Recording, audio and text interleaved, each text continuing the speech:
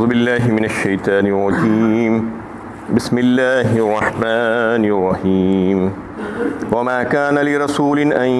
يأتي بآية الا بإذن الله فإذا جاء امر الله قضي بالحق وخسر هنالك المبطلون۔ اور کسی رسول کو بھی یہ اختیار نہ تھا کہ وہ اذن الہی کے بغیر کوئی معجزہ لے آئے۔ پھر جب اللہ تعالیٰ کا حکم آ پہنچا تو انصاف کے ساتھ فیصلہ کر دیا گیا، اور اس وقت اہل باطل خسارے میں پڑ گئے۔ یہ سورہ مومن کی 78 نمبر کی آیت ہے۔ اس آیت پر گزشتہ درس میں بھی بات چل رہی تھی کہ اللہ تعالیٰ رسولوں کو معجزات عطا فرماتے ہیں اس وجہ سے کہ ان کی نبوت کی دلیل کے طور پر اس کو ثابت کرنے کے لیے جب وہ اللہ کے رسول بن کر لوگوں کے پاس جاتے ہیں تو کچھ وہ پیش کرتے ہیں اللہ کی طرف سے کہ میں اللہ کا سچا نبی اور رسول ہوں۔ اس وجہ سے اللہ تعالیٰ بہت سے نبیوں کو شروع میں ہی کچھ معجزات عطا فرما دیتے تھے تاکہ جب وہ قوم کے پاس جائیں تو قوم اس بات کو مان لے اور تسلیم کر لے کہ معجزہ دیکھنے کے بعد۔ رسول بھی اللہ کا معجزہ لے کر جاتے تھے عام طور پر، لیکن ہمارا یہ حال ہے کہ ہم بغیر دلیل کے جاتے ہیں۔ اپنے ولیوں کو بھی اللہ تعالیٰ کچھ کرامتیں عطا فرماتی تھی تاکہ لوگ ان کی باتوں کو دیکھ کر، ان کے عمل کو دیکھ کر ان کی طرف متوجہ ہو جائیں اور اسلام میں داخل ہو جائیں۔ لیکن ہم بغیر دلیل کے بات کرتے ہیں، جو چاہیں بات کرتے ہیں۔ آج من مانی ہو گیا ہے، یہ بات سکھائی جا رہی ہے کہ ہاتھو برہانکم ان کنتم صادقین، بار بار آتا ہے قرآن میں، مانگو ان سے دلیل اگر وہ سچے ہیں تو۔ یعنی آج بغیر دلیل کے بات کر لیتے ہیں لوگ، اور یہ سمجھتے ہیں کہ بس دعویٰ ہی دعویٰ کر لو، زوردار آواز میں بات کرو بس چل جائے گا۔ ایسا نہیں چلتا، یہ دنیا میں چل جاتا ہوگا شاید، لیکن دین کے معاملے میں اور اخروی معاملے میں کبھی بھی بغیر دلیل کے بات نہیں کرنا، اور اگر بغیر دلیل کے بات کریں گے تو سخت پکڑ میں آ جائیں گے اللہ تعالیٰ کی۔ لیکن عام رواج اور طریقہ کار یہی ہو گیا ہے لوگوں کا۔ اس میں اللہ تعالیٰ یہ بتا رہے ہیں کہ معجزات بھی ہم اپنے نبیوں کو دیتے تھے شروع میں ہی، جیسا کہ موسیٰ علیہ السلام کے تعلق سے تذکرہ ملتا ہے۔ قال موسیٰ عصاہ فإذا هي ثعبان مبین ونزع یداہ فإذا هي بیضاء للناس۔ دو معجزات سب سے پہلے دے دیے گئے تھے موسیٰ علیہ السلام کو، وہ ہمیشہ رہتے تھے آپ کے ساتھ۔ فرعون کے دربار میں جب بھیجا جا رہا تھا تو کہا گیا تھا کہ یہ لکڑی جو تمہارے ہاتھ میں ہے عصا، اس کو پھینکو تو اژدہا بن جائے گی، اور اپنے ہاتھ کو اپنے بازو میں دبا کر نکالو تو سفید چمکتا ہوا ہاتھ نکلے گا۔ یہ دو معجزات اللہ تعالیٰ نے پہلے عطا کر دیے تھے۔ ایسے ہی عیسیٰ علیہ السلام کو کچھ معجزات دیے گئے تھے کہ اس میں جو ہے مختلف جگہوں پہ اس کا تذکرہ آتا ہے کہ وہ مردے کو یعنی اس کے بعد پھونکتے تھے اور ہاتھ پھیرتے تھے تو پھر وہ اچھا ہو جاتا تھا اور اٹھ کر کھڑا ہو جاتا تھا، زندہ ہو جاتا تھا۔ ویسے ہی جو ہے بیمار جو مادرزاد اندھے ہوتے تھے اور کوڑی ہوتے تھے، ان کے اوپر ہاتھ پھیرا دیتے، وہ جو ہے ان کی بیماری ختم ہو جاتی۔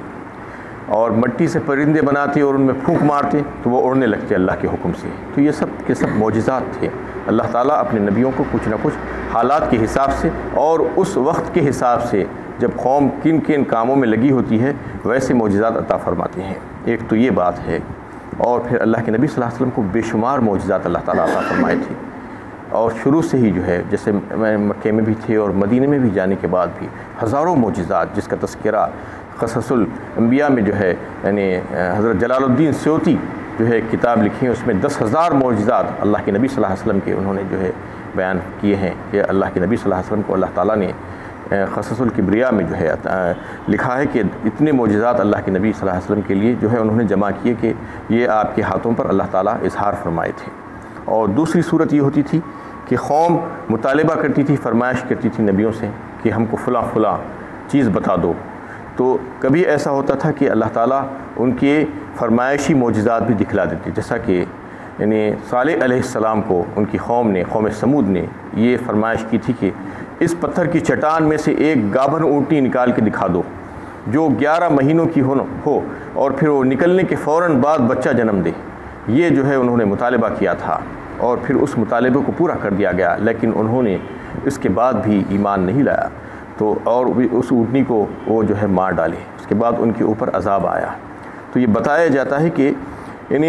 جو فرمائشی معجزات ہوتے ہیں اس کو بہت کم دکھایا اللہ تعالیٰ نے، یہ اس وجہ سے کہ یہ کوئی کھیل تماشا نہیں ہے بلکہ یہ فیصلہ کن چیز ہوتی ہے۔ فرمائش کے بعد پھر معجزہ جب دکھا دیا جاتا ہے تو پھر اس کے بعد اگر قوم ایمان نہیں لاتی ہے تو پھر ان کی ہلاکت لازمی ہوتی ہے، ان کو صفحہ ہستی سے مٹا ڈالا جاتا ہے۔ لیکن امت محمدیہ کے لیے ایسا نہیں تھا، کیونکہ یہ امت قیامت تک باقی رہنے والی تھی، اس لیے اللہ تعالیٰ نے یہ فیصلہ کیا تھا کہ ان کو جو ہے فرمائشی معجزات نہیں دکھائے جائیں گے، کیونکہ پتہ تھا اللہ تعالیٰ کو کہ معجزات دیکھنے کے بعد بھی لوگ ایمان نہیں لاتے ہیں۔ اس لیے نبی صلی اللہ علیہ وسلم سے بہت معجزات کی فرمائش کرتے رہے کفار مکہ،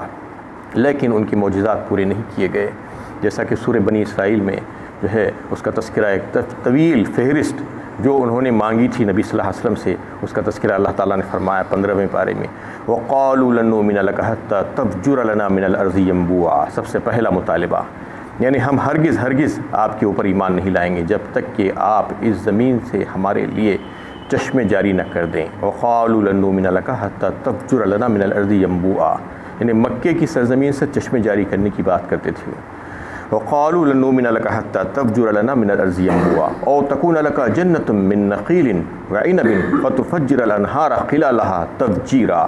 اور پھر یہ کہ آپ کے لیے باغات ہونے چاہیے کہ کھجوروں کے اور انگوروں کے، اور پھر اس کے درمیان سے نہریں جاری ہونا چاہیے۔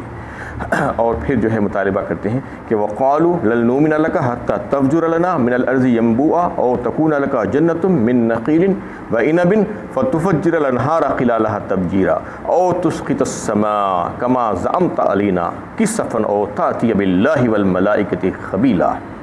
اور پھر آپ کا جیسا گمان ہے کہ ہم نافرمانی کر رہے ہیں تو ہمارے اوپر آسمان سے ٹکڑے گرا دیجیے،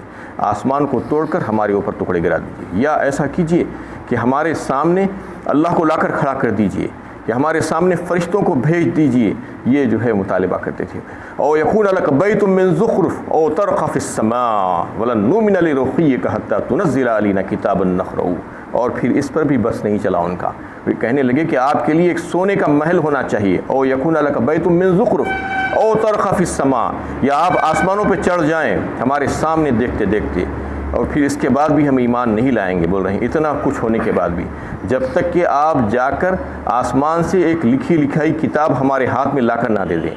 اور ترقى في السماء ولن نؤمن لرقيك حتى تنزل علينا كتابا نقرؤه قل سبحان ربي هل كنت الا بشرا رسولا۔ اتنا ہی جواب دے دیا گیا۔ اللہ تعالیٰ نے فرما دیا آپ کہہ دیجیے ان سے کہ اللہ کی ذات پاک ہے، اللہ تعالیٰ ہی جو ہے اس کا اختیار رکھتے ہیں کہ کب کس کو کیا معجزہ دکھانا چاہیے، اور وہ قبضہ قدرت میں انہی کی ہے۔ میں تو ایک بشر ہوں، میں ایک انسان ہوں اور میں ایک رسول ہوں، میرا یہ کام نہیں ہے کہ تم لوگوں کی فرمائش پر معجزہ دکھاتے جاؤں، یہ تو اللہ کا کام ہے، وہ جب چاہتے ہیں دکھا دیتے ہیں۔ اور جو ہے یہ فرما دیا گیا کہ میرا کام تبلیغ کا کام ہے، جو میں کر رہا ہوں اور میں اسی میں لگا ہوا ہوں۔ اگر رسالت کو جو ہے معجزات کے ساتھ صرف جوڑ دیا جائے گا اور ہر ایک انسان اپنا اپنا فرمائشی معجزہ لے کر آئے گا تو پھر وہ جو ہے کام ٹھپ ہو جائے گا اور اسی میں جو ہے رسول ہو کر رہ جائے گا۔ اس لیے اللہ تعالیٰ نے یہ فرما دیا کہ یہ تمہارا کام نہیں ہے، بلکہ ہمارا کام ہے کہ کب کس کو کیا معجزہ دکھانا ہے۔ تو اس طریقے سے جو ہے ان لوگوں کو جو ہے جو فرمائشی معجزات جو ہے مانگا کرتے تھے ان کے لیے اللہ تعالیٰ نے جو ہے بتلا دیا کہ یہ نبیوں کا کام نہیں ہے۔ وَإِن كَانَ كَبُرَ عَلَيْكَ إِعْرَاضُهُمْ فَإِنِ اسْتَطَعْتَ أَن تَبْتَغِي نَفَقًا فِي الْأَرْضِ أَوْ سُلَّمًا فِي السَّمَاءِ فَتَأْتِيَهُمْ بِآيَةٍ وَلَوْ شَاءَ اللَّهُ لَجَمَعَهُمْ عَلَى الْهُدَىٰ۔ اور سورہ انعام 7ویں پارے میں اللہ تعالیٰ تذکرہ فرما رہے ہیں کہ کفار مکہ جب جو ہے مسلسل مطالبہ کرتے تھے کہ ہمیں فلاں معجزہ دکھا دیجیے، فلاں معجزہ دکھا دیجیے، تو نبی کریم صلی اللہ علیہ وسلم کو بہت تکلیف ہوتی تھی آپ کے دل کو، اور آپ یہ سوچتے تھے کبھی کبھی کہ اگر ان لوگوں کو یہ مطالبہ ان کا اگر پورا کر دیا جائے تو ہو سکتا ہے کہ یہ ایمان لے آئیں۔ یہ آپ کے دل میں یہ بات آتی تھی۔ تو اللہ تعالیٰ بڑے سخت الفاظ میں اس آیت میں فرما رہے ہیں اگر آپ کو قوت اور طاقت اور استطاعت ہو تو آپ زمین میں سرنگ کھود لیں یا آسمان پر سیڑھی لگا لیں اور جا کر ان کے لیے ان کی فرمائشی معجزات لا کر دکھلا دیجیے، لیکن آپ ایسا نہیں کر سکتے۔ یہ کرنا آپ کے لیے محال ہے، آپ اپنی طور پر ان کو جو ہے معجزہ لا کر نہیں دکھا سکتے۔ اور ایک بات بالفرض محال اگر آپ معجزہ لا کر دکھلا بھی دیں تو یہ ایمان لانے والے نہیں ہیں، ان کا ایمان نہ لانا اللہ تعالیٰ کی مشیت پر موقوف ہے۔ اور اللہ تعالیٰ نہیں چاہ رہے ہیں کہ یہ ایمان لائیں، کیونکہ یہ ہٹ درم ہو گئے ہیں، ضدی ہو گئے ہیں، اور تکبر کی وجہ سے یہ ایمان نہیں لا رہے ہیں، چاہے ان کو ہزاروں معجزات دکھلا دی جائیں۔ وَلَوْ شَاءَ اللَّهُ لَجَمَعَهُمْ عَلَى الْهُدَىٰ، فرما دیا اس کے فوراً بعد، اور اگر اللہ تعالیٰ چاہتے تو ان تمام کے تمام ایمان پر آ جاتے، ان کو ہدایت پر جمع کر دیتے اللہ تعالیٰ، لیکن اللہ تعالیٰ ایسا نہیں کرتے ہیں، زبردستی کسی کے اوپر نہیں کی جاتی ہے۔ تو اس میں جو ہے یہ بات واضح کر دی گئی کہ اللہ تعالیٰ اپنے پیغمبروں کو بھی یہ اختیار نہیں دیے تھے کہ وہ جو ہے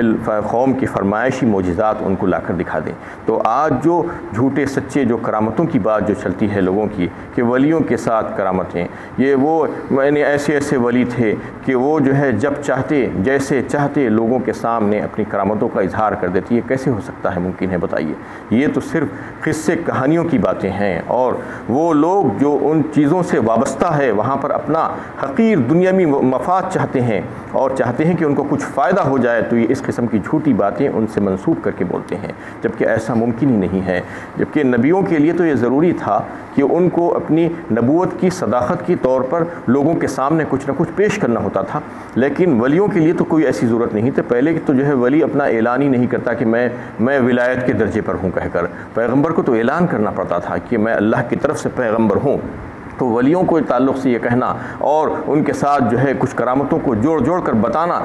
جس کا کوئی حقیقت سے کوئی تعلق نہ ہو، یہ جو ہے غلط بات ہے، اور یہ لوگ اپنے مفاد کی خاطر ایسا کرتے ہیں، جبکہ ولی کے لیے جو ہے کوئی ضروری نہیں ہے کہ کرامت اس کا چولی دامن کا ساتھ ہو۔ آپ دیکھیے کہ صحابہ کرام رضی اللہ تعالیٰ علیہ مجمعین سب سے بڑے اولیاء اللہ تھے، سند یافتہ تھے، سرٹیفکیٹ دیا گیا تھا ان کو اللہ تعالیٰ کی طرف سے کہ وہ جو ہے اللہ تعالیٰ ان سے راضی ہیں اور وہ اللہ سے راضی ہیں۔ اس کے باوجود کتنے ایسے صحابہ کرام تھے جن کے ہاتھوں پر کرامت کا اظہار ہوا؟ بہت ہی تھوڑے، یعنی زیادہ تر صحابہ کرام کے ہاتھوں پر کسی قسم کی کوئی کرامت کا اظہار نہیں کیا گیا۔ تو اس کا مطلب یہ نہیں کہ وہ ولی نہیں تھے، ولی رہنا الگ بات ہے، کرامت کا اظہار ہونا الگ بات ہے۔ تو جھوٹے سچے کرامتوں کو جو ہے ظاہر کر کے لوگوں کے سامنے ان کا اظہار کر کے اپنے کاروبار کو چمکانے کی کوشش کرنا اور اپنا حقیر مفاد حاصل کرنے کے لیے اس قسم کی باتیں کرنا، اس کا جو ہے انکار کیا گیا ہے اس آیت میں کہ جو ہے معجزہ ہو یا کرامت ہو یا استدراج ہو، یہ سب کا سب اللہ کا فعل ہے۔ اللہ تعالیٰ جب چاہتے ہیں اور جس کے ہاتھ پر چاہتے ہیں اس کا اظہار فرما دیتے ہیں۔ فَإِذَا جَاءَ أَمْرُ اللَّهِ قُضِيَ بِالْحَقِّ وَخَسِرَ هُنَالِكَ الْمُبْطِلُونَ، پھر جب اللہ تعالیٰ کا حکم آپ پہنچا تو انصاف کے ساتھ فیصلہ کر دیا گیا، اور اس وقت اہل باطل خسارے میں پڑ گئے۔ اس میں جو بات بتا دی گئی کہ جو ہے جو اہل حق ہوتے ہیں ان کو تو جو ہے اللہ تعالیٰ نعمتوں سے نوازتے ہیں، اور جو اہل باطل ہیں، باطل پرست، اور جو حق کو دیکھنے کے باوجود اپنی آنکھیں بند کرتے ہیں، تو پھر ان کے لیے خسارہ ہی خسارہ ہے۔ اللہ الذی جعل لکم الانعام لترکبوا منها ومنها تاکلون، اللہ ہی تو ہے جس نے اپنی قدرت سے تمہارے لیے مویشی بنائے تاکہ تم ان میں سے بعض پر سواری کا کام لو اور ان میں سے تم بعض کا جو ہے گوشت کھاتے ہو۔ وَلَكُمْ فِيهَا مَنَافِعُ وَلِتَبْلُغُوا عَلَيْهَا حَاجَةً فِي صُدُورِكُمْ وَعَلَيْهَا وَعَلَى الْفُلْكِ تُحْمَلُونَ، اور تمہارے لیے ان میں اور بھی بہت سے فائدے ہیں، اور انہیں اس لیے بھی پیدا کیا تاکہ تم ان پر سوار ہو کر جہاں چاہو جا سکو، اور تم ان پر اور کشتیوں پر سوار کیے جاتے ہو۔ اس میں اللہ تعالیٰ مویشیوں کا تذکرہ کر رہے ہیں کہ مویشی جو ہے جو چوپائے جو پالتو ہوتے ہیں، انسان پالتا ہے، جس کا جو ہے ذکر سورہ نام میں آیا کہ یہ 8 ہیں سب سے پہلے تو، جس سے ہر قسم کا فائدہ انسان اٹھاتا ہے۔ 8 ازواج من الضأن 2 ومن الماعز 2 کہا سب سے پہلے،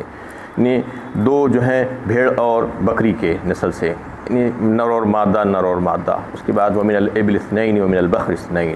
اونٹ اور گائے کی نسل سے 2 نر اور مادہ، یہ کل ملا کر 8 ہوئے۔ اس کے علاوہ بھی بعض مویشی ہے جو پورے کے پورے استعمال نہیں ہوتے، جیسا گھوڑا ہے یا ہاتھی وغیرہ ہے، وہ اس کی سواری کے لیے استعمال ہوتا ہے، لیکن یہ 8 جو مویشی ہیں اور اس کی نسل سے، اس کی فیملی سے جو ہے تعلق رکھتے ہیں، جیسا بھینس ہے یا دیگر جو جانور ہیں، چھوٹے جانور بکری کے ساتھ کی، تو یہ جو ہے اس کا فائدہ انسان ہر طریقے سے اٹھاتا ہے۔ یعنی اس میں کچھ فائدوں کا اللہ تعالیٰ ذکر فرما رہے ہیں کہ تم ان پر جو ہے سواری کرتے ہو اور پھر ان کا گوشت بھی کھاتے ہو، لیکن بے شمار فائدے ہیں اس کے، جیسا کہ سواری کرنا، بار برداری، یعنی سامان رکھ کر ان کو جو ہے ایک جگہ سے دوسری جگہ منتقل کرنا۔ آج بھی ریگستانی علاقوں میں جانوروں کو استعمال کیا جاتا ہے، اونٹ کو اور دیگر جانوروں کو سامان کو لاد کر ایک جگہ سے دوسری جگہ منتقل کرنے کے لیے، اور کھیتی باڑی کرنے کے لیے، ہل جوتنے کے لیے جو ہے جانوروں کو استعمال کیا جاتا ہے۔ اس طریقے سے جانور کا گوشت بڑا مرغوب ہے، انسان اس سے فائدہ اٹھاتا ہے، کھاتا ہے۔ اور اس کا دودھ، اور پھر ملک پروڈکٹس، یعنی کتنے بے شمار ملک پروڈکٹس ہیں، کھوا ہے، گھی ہے، مسکا ہے، پنیر ہے، کتنی چیزیں ہیں اس سے بنتے ہیں، اور پھر ان کا جو ہے بال، ان کے اون اور ان کی کھالیں جو گرم رہنے کے لیے جو ہے انسان استعمال کرتا ہے، اس کا لباس بناتا ہے۔ اس طریقے سے بے شمار فائدے اللہ تعالیٰ نے ان مویشیوں میں رکھ دیے ہیں جس سے انسان ہی فائدہ اٹھاتا ہے۔ اس کا تذکرہ اللہ تعالیٰ فرما رہے ہیں کہ تمہارے لیے ہم نے یہ پیدا کی ہیں، وَعَلَيْهَا وَعَلَى الْفُلْكِ تُحْمَلُونَ، اور پھر تم ان پر اور کشتیوں پر سوار کیے جاتے ہیں۔ کشتیوں کا اور پانی کے جو جہاز جو پانی میں چلتے ہیں، اس کو اللہ تعالیٰ نے جو مسخر کیا ہے، سمندروں کو اور ہواؤں کو ملا کر اس پر ایک نظام بنایا ہے کہ اس کے ذریعے سے انسان ایسے جو ہے پانی میں بڑے بڑے جہاز لے کر ایک جگہ سے دوسری جگہ چلا جاتا ہے۔ یہ تمام نعمتیں جو ہے اس کا تذکرہ کیا جا رہا ہے۔ وآخر دعوانا ان الحمد للہ رب العالمین۔